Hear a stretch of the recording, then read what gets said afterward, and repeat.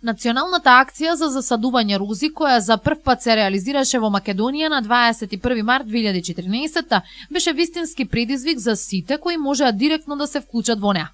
Покрај останатите и јавните установи од Крива Паланка активно зедоа учество во Денот на розата, меѓу нив и Домот за ученици Боро Менков. Покрај училиштата, активно во акцијата Македонија земја на цвеќето, земја на розата се вклучија и јавните институции од општината. Меѓу нив и Домот за ученици Боро Менков од Крива Паланка. Разговараме со директорот Валентина Јовевска. Господи Јовевска, колку рози засадивте вие во дворот со цел придонес во разубавувањето на општината? Вака ние засадивме 10 рози, всушност се уште во текот садењето на розите, и тоа во разни бои. Значи имаме повеќе бои, се надеваме дека уште повеќе ќе го разубават нашиот убав двор, односно нашата убава зелена површина. Ви се допаѓа ли идејата поразлична од Ден на дрвото да се засадат и цвеќа кои што ќе разубават секоја јавна површина во градот?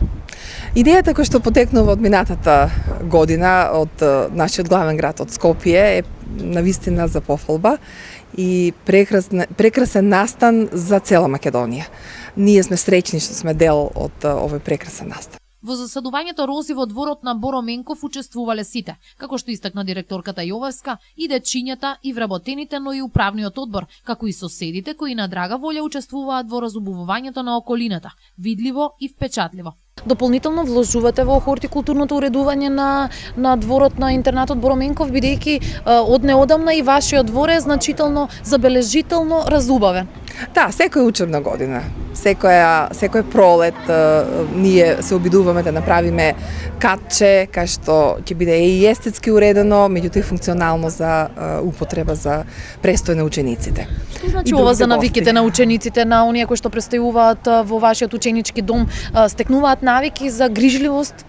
Секако, учениците заеднички со воспитувачите и со другиот кадар што го имам тука во ученичкиот дом, заеднички работат на уредување на домот. Ќе забележите дека имаме извадено вода, која што е преку хидрофор, и таа вода ја употребуваме за наводнување на ова прекрасно место, на овој голем двор и убав двор. Јовевска напомена дека пролетното разубавување на дворот е веќе отпочнато. Хортикултурното уредување на интернатот е еден од сегментите на кој секогаш се обрнува особено внимание. Дополнително, рече директорката, педагогот прави напори учениците да стекнат навики да се грижат самите за околината. А во прилог на заштедата, која секогаш е добре дојдена, рече Јовевска, направен е сопствен хидрант во дворот со кој се одржуваат и полеваат тревата и цвеќето во текот на целата година.